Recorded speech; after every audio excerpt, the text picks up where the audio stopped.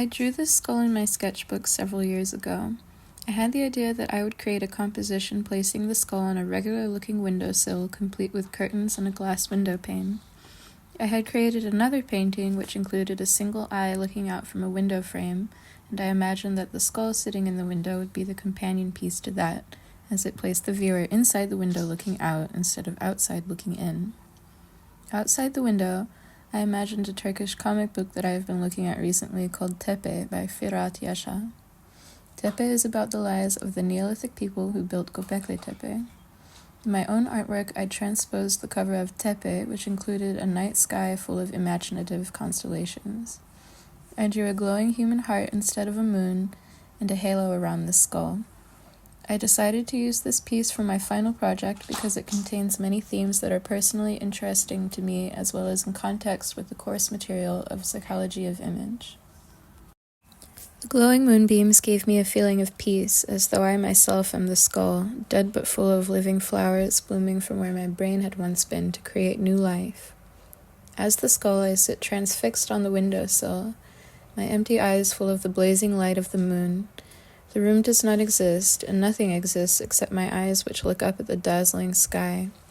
Even though I am dead, the moonbeams nurture the flowers in my head, which writhe to life in a terrifying organic way.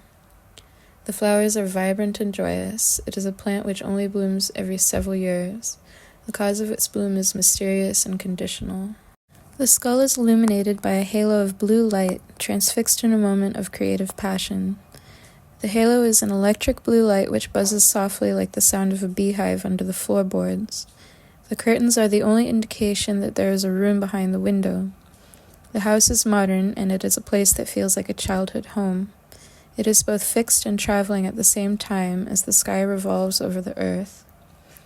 The house where this window is located is high on a hill looking out over a vast desert plain at the unfinished ancient city. The city looks like it was made with stone hammers, and the workers sleep in the center of the incomplete building site. The constellations are joyful and mythical.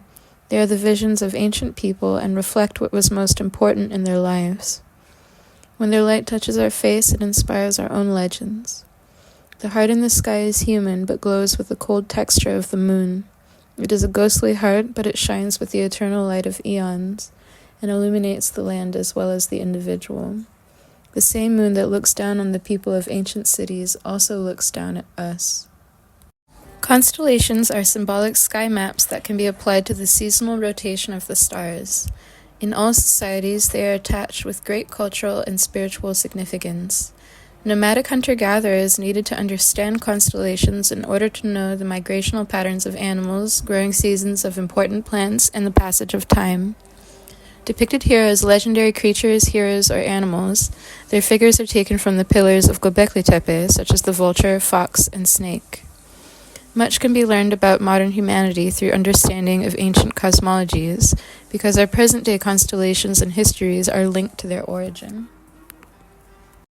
Long forgotten and only rediscovered in 1994, the mysticism surrounding Göbekli Tepe is phenomenal. Its people are thousands of years in the past, yet we can imagine that they were like us and we struggle to decode the symbols that they left behind. They most likely married the sacred with all aspects of daily necessity. The wild animals they were familiar with, such as oxen, foxes, geese, vultures, panthers, and scorpions, are still central characters in our mythology today. Although currently the area where the structure is located is a desert, 12,000 years ago it would have been rich and lush. When we see a desert today, we tend to think of it as having always been so. It seems to be a timeless place. However, in this time of global warming, we know that this is rarely the case. Though we conceptualize deserts as a place of hardship and death, in the ancient past, the deserts that we know today were full of life. Knowing this, when we look at a desert, we feel a sense of isolation, exile, desolation, and loss, but also transformation. The desert only comes alive at night when the heat of the day is gone. In this way, the desert is not as it appears to be. It is a mysterious place which hides many secrets. Unlike our Earth, the moon truly is timeless. It has illuminated the world for time immemorial, casting the same bright light which inspired as much wonder thousands of years ago as it does today. It is associated with beauty, fertility, emotion, immortality, and enlightenment. We align our lives with the phases of the moon. In my artwork, I have melded the moon with a human heart. The human heart has been widely used for centuries to signify the seat of emotion, passion, love, and even the soul. The moonbeam is a visual manifestation of the power that the moon holds over us. In folklore, it is widely believed that the moon has a profound influence on us biologically. If we think of the moon as our own heart, then the light it gives us is our heart's inspiration.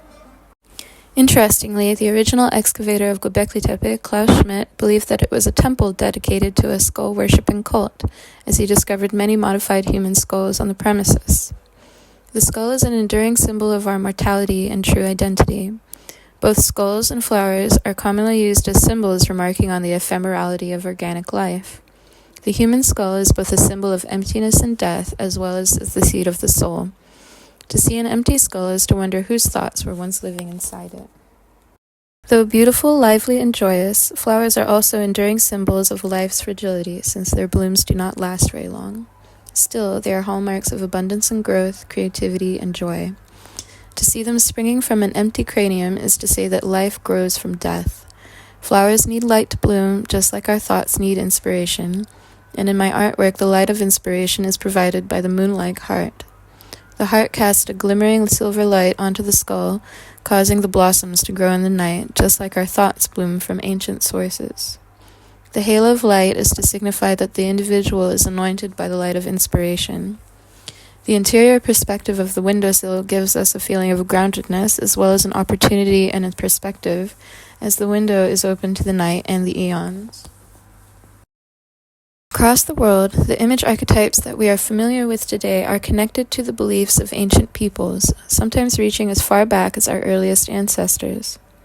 The process of amplifying images helps us trace the history of these connections and leads us to a more complex self-understanding. Sometimes the origin of these archetypes is rooted in the daily lives of ancient peoples. For example, the moon and stars are important symbols of our biological connection with the universe, because before the advent of clocks and calendars, we had no other way of charting time in relation to our bodies. While we don't know what the everyday was really like for people who lived 12,000 years ago, we still use the archetypes that they first recorded, and in doing so, we bring new life to their ideas.